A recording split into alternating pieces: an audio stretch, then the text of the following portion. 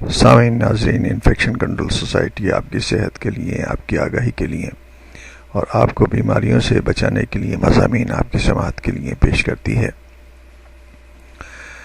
آپ کو ایٹیکسیا کے بارے میں ہم معلومات دینا چاہیں گے، کیونکہ ایٹیکسیا ورلڈ ڈے کے حوالے سے اس مرض کے بارے میں معلومات اور آگاہی پیدا کرنا انتہائی ضروری ہے۔ ڈاکٹر جاوید اقبال کے مضمون جو کہ سنڈے میگزین کے ہیلتھ اینڈ فٹنس سیکشن میں شائع ہوا، استفادہ حاصل کرتے ہیں اور آپ کو معلومات دینا چاہیں گے۔ نیشنل ایٹیکسیا فاؤنڈیشن کے زیر اہتمام دنیا بھر میں ہر سال 25 سپٹمبر کو ایٹیکسیا اویئرنیس ڈے منایا جاتا ہے، جس کا مقصد مرض سے متعلق ہر سطح تک آگاہی عام کرنا ہے۔ ایٹیکسیا کا مرض در حقیقت مختلف اعضاء کا دماغ اور برین کے احکامات نہ ماننے کا عمل ہے۔ جیسا کہ آپ کو بار بار بتایا جا چکا ہے کہ پورے انسان کا جسم دماغ سے کنٹرول ہوتا ہے، برین سے کنٹرول ہوتا ہے۔ مسلسل برین کو سینسیشنز، احکامات اور معلومات جاتی رہتی ہیں۔ اس کی ریسپانس میں برین اپنے حکم جاری کرتا رہتا ہے۔ پورے جسم کے اعضاء اس کے تحت کام کرتے ہیں۔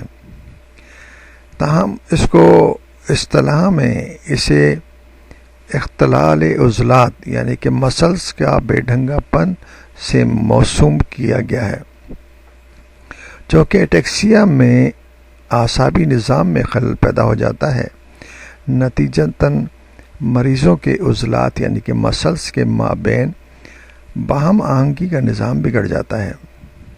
طبی ماہرین کے مطابق اس مرض میں عموماً پورا اسپائنل کارڈ متاثر ہو جاتا ہے، جس کے نتیجے میں متاثرہ افراد کے چلتے ہوئے حرکات غیر متوازن اور بے ڈھنگی ہو جاتی ہیں۔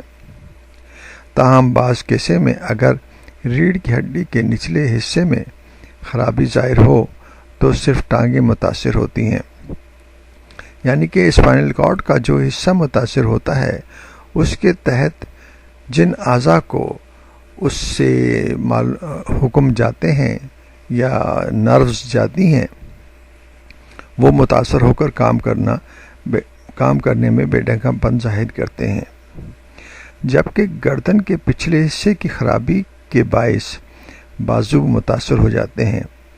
یعنی گردن کے پچھلے حصے کا پورشن ایسا ہے کہ جہاں سے بازوؤں کے لیے نروز اور نسیں نکلتی ہیں۔ اگر وہ حصہ متاثر ہو تو صرف بازو متاثر ہوتے ہیں۔